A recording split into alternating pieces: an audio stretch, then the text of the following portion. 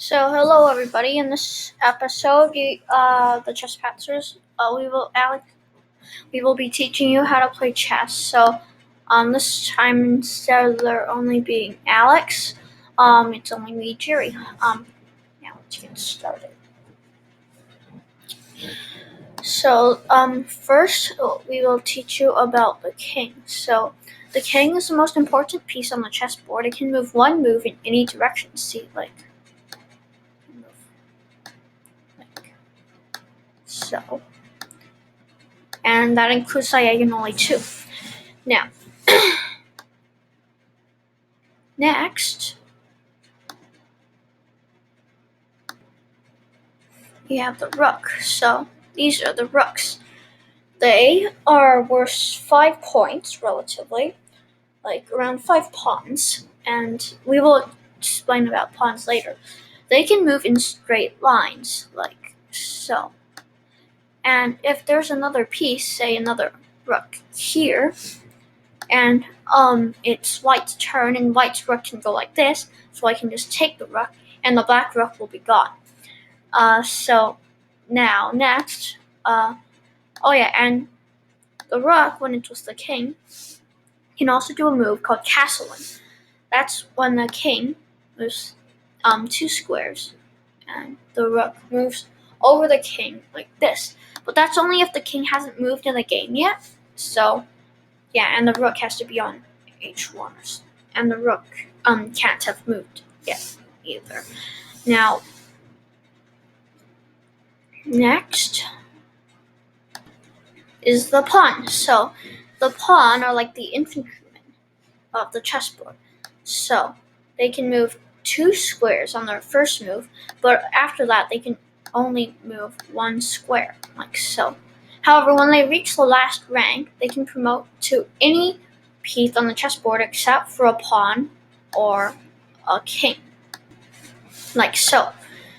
Now, if a piece moves to attack a king like this, then the king can either take the attacking piece with another piece, or it can move out of the way of the check, or if it can't move, it'll be checkmate and the game's over. Now, next, I will show you. Knights are the most versatile pieces on the board and the only pieces capable of jumping over other pieces, like this. See, you can jump over the pawns, which is something a rook, bishop, or queen can't do. Now, the knights are worth about 3 pawns, and the queen is worth 9. And in case you don't know, the queen can move infinite moves in any direction. See this, and so the knights are worth about 3 pawns, though it can vary in which position. As in closed games, they can be worth more than that and less than that in open games, because of their slowness. Now, next, the knights move in an L shape like this. See?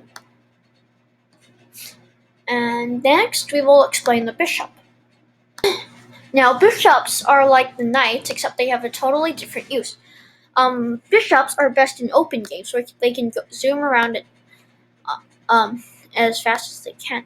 However, they suck at closed games because they're restricted to one color, and if they are kept inside their pawn structure, they can barely move anywhere. Like the knights are also worth 3 points. Now, those are all the chess pieces. Now I'll show you how the chessboard is set up. So, the king is always on e1, and the black king is on e8. Oh, and I forgot to tell you a special rule for the pawns.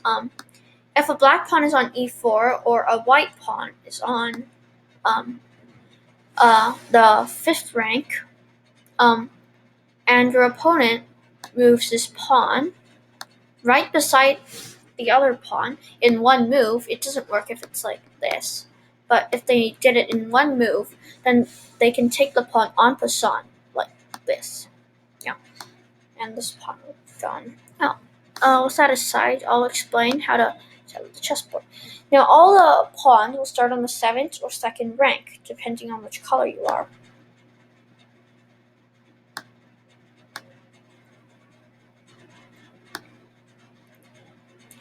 See, like this.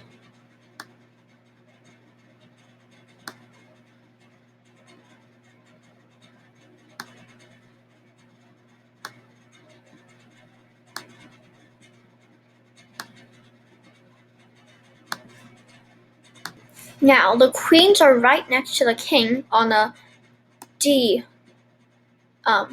or D8. Like this.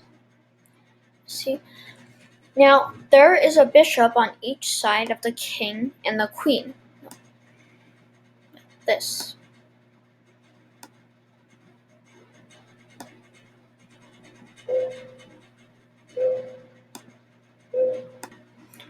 The knights are right next to the bishops, like this.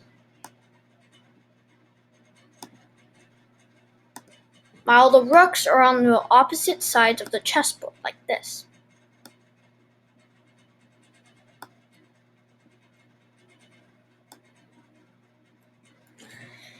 Now, usually the opening starts with something like e4, e5, knight f3, knight f6, bishop b5, a6, bishop a4, knight f6, cancels kingside, knight takes e4, d4, and knight d6, with both sides developing their pieces as quickly as possible. Remember to like, subscribe, or comment. Until next time, bye.